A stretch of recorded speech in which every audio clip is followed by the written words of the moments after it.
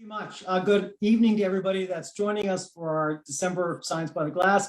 As Randlin says, my name is John Zach. I'm the director for the TTU Climate Center. And we're very fortunate to have a very longtime friend and colleague, Dr. Michael Langston, join us. A little bit about his background. Michael is the deputy director of our South Central Climate Adaptation Science Center at Texas Tech, University of Oklahoma, Louisiana State, Oklahoma State, University of New Mexico, and Chickasaw and Choctaw nations are involved in. And we're already in our 10th year, which is amazing that we've been doing this for 10 years already. Mike got his educational background in wildlife ecology from Oklahoma State, an MS in ecology from the University of Central Florida, and a PhD in environmental science from OSU. And I met Mike originally as he joined the group. He was always focused on water and wetlands. And so it's a little different to be dealing with Big Bend and dry air in West Texas, given what Oklahoma has been doing. His real passion, though, is, as you get to listen to his talk tonight, is working with managers and critical stakeholders and developing science that helps us solve problems. And that's one of the most important facets of all the climate adaptation centers around the country, is working with critical stakeholders to solve real-time issues. Now, for those of you who don't know Mike, when he isn't working with managers and spending most of his time on Zoom, he likes to weightlift, he fishes, he does great woodworking, he spends time with his wife, Jerry, and 5 children, 7 grandchildren. And I would say, as a colleague and friend, when Mike's in the room, you always have a better appreciation for the larger aspects of how climate influences us in Texas, Louisiana. He's a big picture person, and he's really good at helping focus that efforts among academics. So Mike, we're very pleased to have you with us today, and thank you much for joining us. Thank you, John, for that introduction. I really appreciate it. Let me start off by, let me share my screen here. And actually, hang on.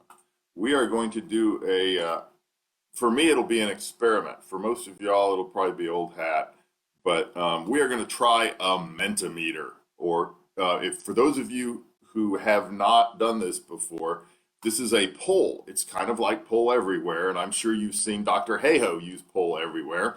So can y'all see my screen okay, John? Excellent. So on the screen, you will see that I am asking you to go to www.menti.com and use the code that's up there. You can do this in a browser window on your computer, or you can do this on your phone, on your cell phone. And if you would, the first question that I'm going to ask you, this is so that I can learn a little bit about y'all, since y'all know a little bit about me already, is what is your role primarily? Are you primarily a researcher? Are you an administrator? Are you an interested bystander? Are you a stakeholder, a decision maker, maybe a manager who works for a resource management agency? So if you wouldn't mind going there, and you can see real time as this populates with folks on the screen. It'll give you a bubble for each one of these answers. I'll give you a few moments to log on and do that. Again, if you will open up menti.com, MENTI.com. Okay.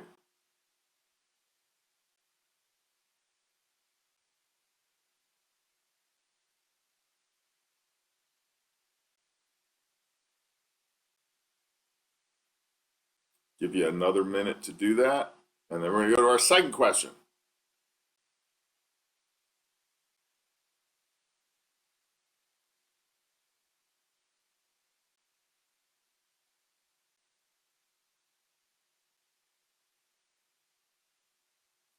Got a few researchers and a few folks who are not, which is about what I anticipated. Okay, I'm going to jump to the second question. This is a hard one, and talk about big picture. how can we solve the climate change crisis?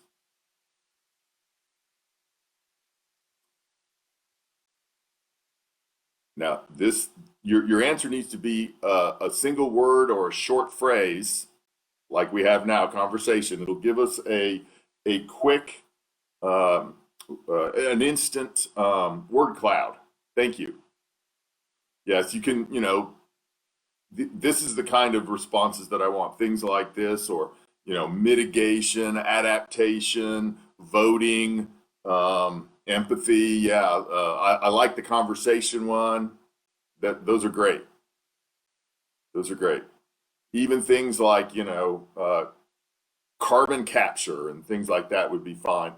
But I think this is sufficient to make my point, which is that I'm going to go ahead and close that's not my point, but I'm going to close the voting now.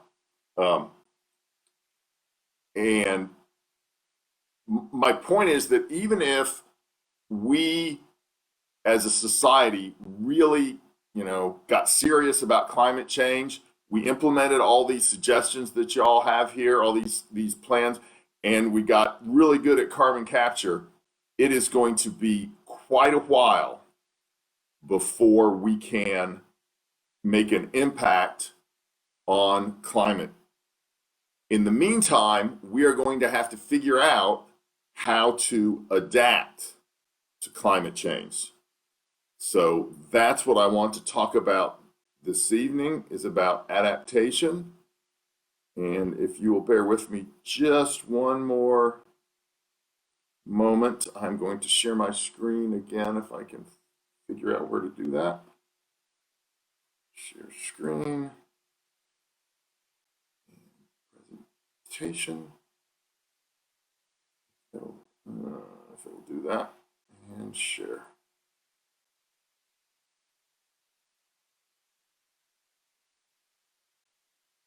And you're not seeing it in presenter mode, are you? You're seeing, yeah, but that's probably.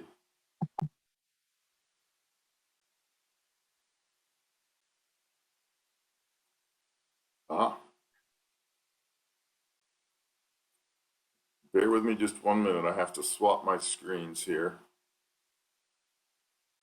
Sorry about the technical ineptitude, but I'll get it straightened out in just a moment. There we go. And there. And now I'm going to do a new share. Yes. New share. Thank you. All right. Now you should be able to see my screen in presentation mode. Do we have a thumbs up on that, John? Is that what you're seeing? We can see it. Yeah, Okay, we can see it. Okay. Thank you. We've already seen that. Okay, so let me take a step back and talk about the big situation with climate change. Let's look at the big picture. We are faced with a huge, wicked threat to our existence. We have a relatively short response time. I think the climate scientists tell us that if we want to avoid the most egregious consequences of climate change, we need to make some serious changes by 2030. That is now about 8 years away. Lots of useful climate information. We know the cause of climate change. We know a lot of things that we can do to mitigate or correct the problem. We have a very good sense of the mechanics and the trajectory that we're currently on. We do not have a lot of similarly good trajectory information for ecosystems and their responses to climate change. We have been studying ecosystems for decades, but they are extremely complex, and our understanding of the inner workings of ecosystems is relatively limited. We need an efficient effective way or ways to find new useful ecological information.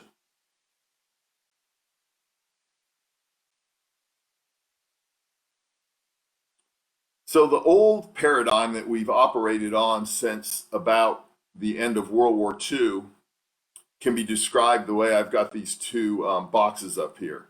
There was a purposeful distinction made between science and society. Science was, the realm of research and acquiring new knowledge. Society is where that would be applied and where our values came from. But the pure scientists felt like it was important that their research not be biased or influenced by values. And so there was a chasm, by design, there was a distinction between the two. This was sometimes referred to as the loading dock paradigm. This is because research, the basic research and information, the knowledge that was created from it, would be deposited, as it were, on a loading dock. And it was up to the managers and the decision makers and the stakeholders in society to access that knowledge from the loading dock on their own. One of the problems with that is it was often in scientific publications, which those of you who are familiar with scientific publications have probably tried to access some of those. And if it's not in your field, it can be a challenge to read through those. And so you can imagine what someone would face if they were a decision maker who was not very familiar with science or the scientific literature, a real challenge.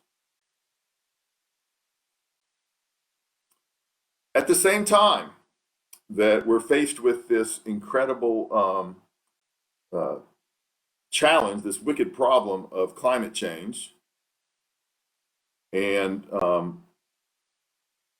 we're also faced with funding sources that increasingly today require that the funds that they expend be spent on things that we would lump into the category of actionable science.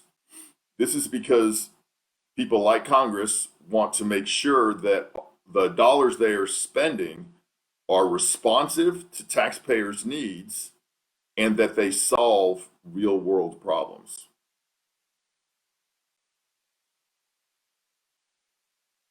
So one of the things that has been proposed to get us out of this problem that we're in, wherein we use this very archaic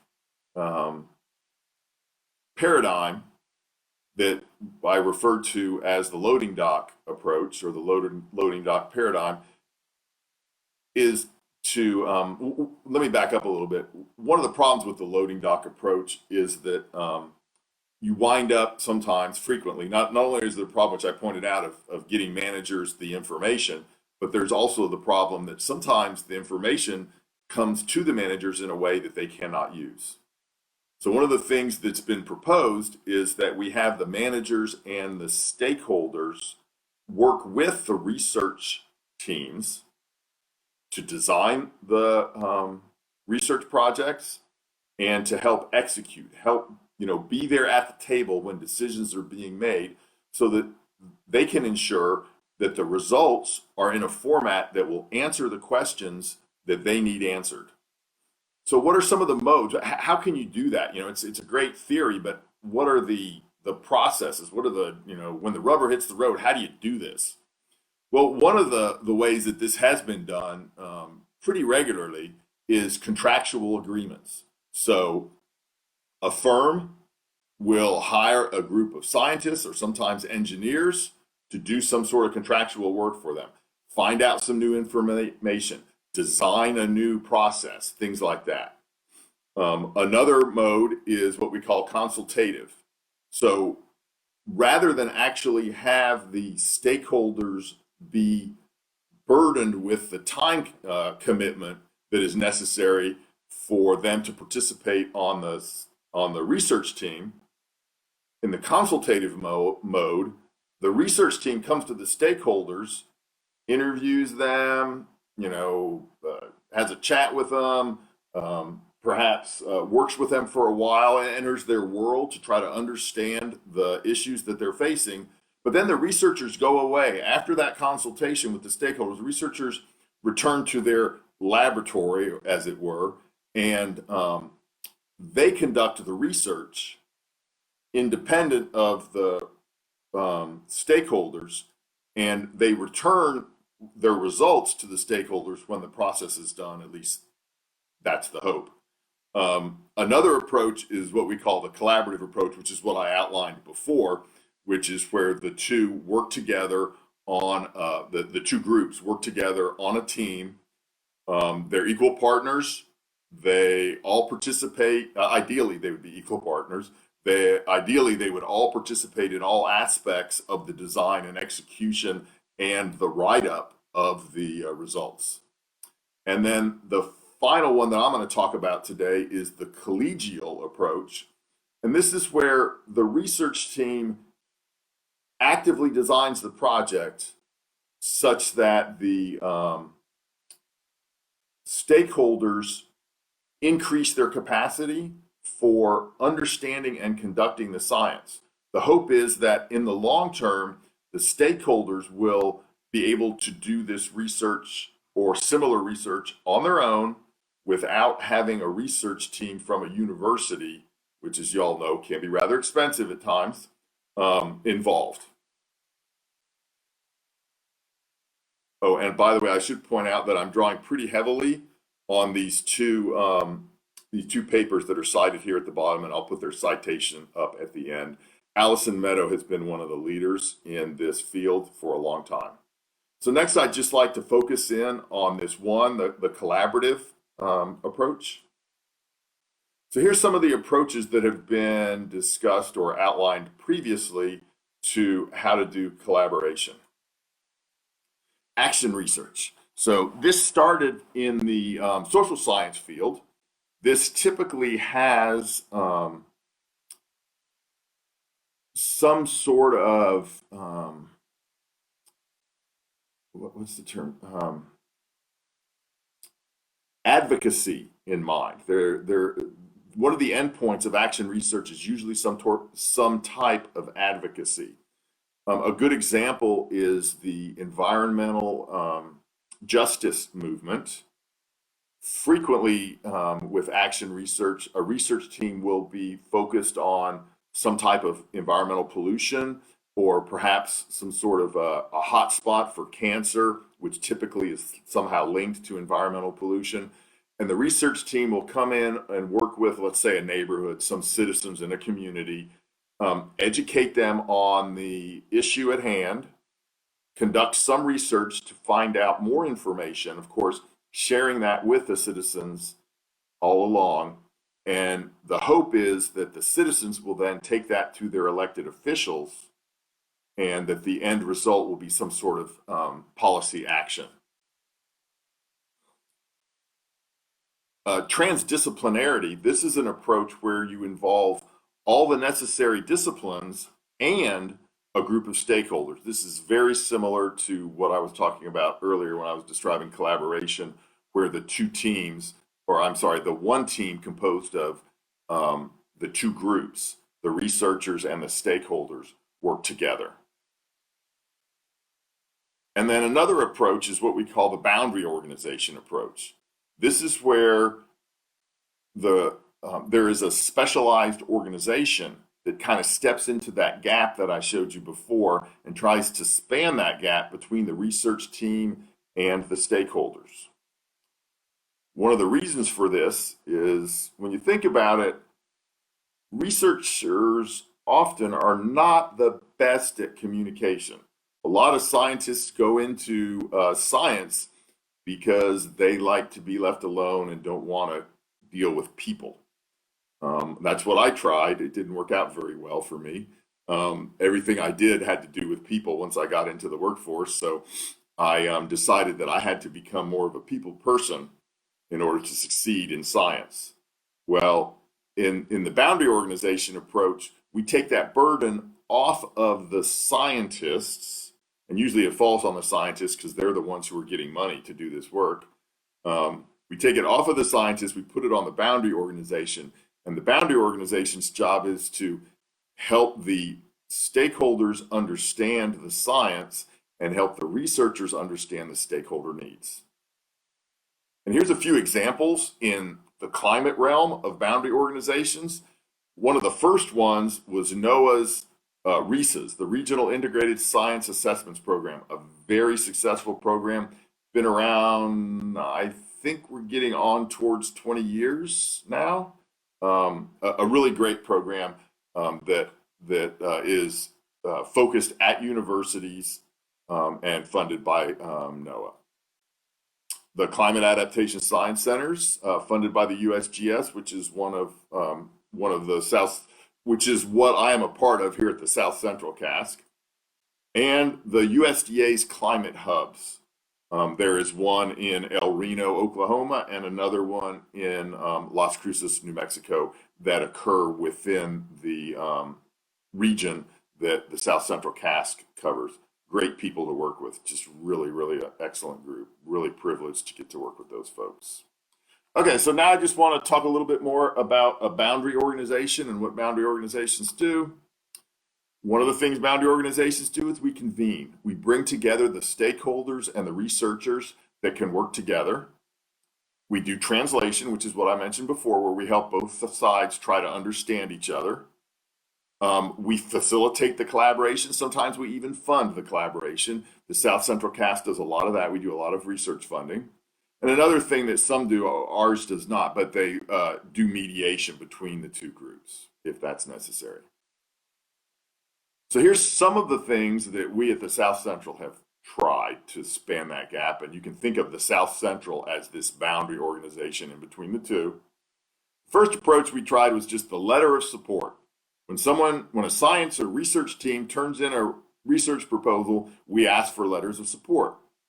This met with pretty limited success. One of the reasons is it's very easy for the stakeholders to write a letter that says, yes, this is a great research project, I love it, and I want to be a part of it, please fund it. The problem is when they actually get the funding, then the stakeholders have to commit some time to the research project. And that's a little bit more of an ask, and it doesn't always work out real well. One of our second more advanced approaches was what I referred to earlier, which is we try to integrate the two. We tend to, in our request for proposals, we tend to emphasize that the research team needs to have some sort of stakeholders identified for their project, and they need to have a plan for how to engage that stakeholder team. This works well, really all of these work well, when you have a team of scientists that wants to do this, and when you have a group of stakeholders that want to do this. If they're willing participants, they can usually find a way to make it work. And then one other approach that we have tried is what I'm calling communications planning. Sometimes, for various reasons, it's not appropriate to have the science team and the research team all be one at the same time. They're one committee or one group. Instead, it's more appropriate to have an intermediate team or intermediary between them. And we have communications people here at the South Central CASC who will work with the science team and the stakeholders to develop a communications plan for communicating between the two sides and ultimately for communicating the final results. So I'm going to shift gears just a little bit, and we're almost done here with listening to me run on here. One of the things that we also do, which is not a collaborative effort, we at the South Central CASC, we have a stakeholder advisory committee. So this is a group of federal, state, and tribal agency personnel who manage resources. They are our stakeholders. They give us advice on what projects to fund, and they also give us advice on things that we're doing within our center. we have this group further divided or subdivided really into subcommittees that can focus on specific topics, and you can see them there. And then the one other thing that we do on a regular basis when we're not under a global pandemic and a travel ban is I travel, well, not just me, but I and some of the folks from our center travel to our 4 states on a regular basis. Yes, I have been to Lubbock to visit with our research teams, visit with researchers that are unaware of our program, and also to visit with agencies that might use our resources. This way I can sit down with those agencies, those managers and stakeholders, and say, tell me, what are your needs for climate change information? What kinds of things are you guys involved in, and what would help you make better decisions about the resources you manage? So just to kind of summarize and reiterate what I've already said, our approach is, first of all, we fund actionable science. Most of this is co-produced science. That's the collaborative approach, or at least we encourage the collaborative approach in those projects that we fund. We have a stakeholder advisory committee. That's the consultative approach. We conduct these listening sessions with management agencies. And again, that's a consultative approach. The hope there is once we understand what the needs of the stakeholders are, then we can help researchers design projects that will address those needs, and we can link the researchers up with those agencies so that they can participate with them. And then the final approach, which I alluded to earlier, is we fund projects with those, some of our tribes as the leaders of those projects. So this way the tribes can increase their capacity, and some of these tribes are already doing this. Some of these tribes are already conducting their own internal research that doesn't involve the federal government whatsoever. And we hope that we are, in some small way, through this collegial approach, able to foster that and encourage that so that they can continue to do that and do more of it in the future. Because, you know, the tribes have a very, shall we say, checkered history with the federal government, and they are reticent to participate in government-funded research many times, and with good cause. So with that, I will turn it back over. Here are those 2 resources that I mentioned, those 2 projects, and I'll turn it back over to Dr. Zach.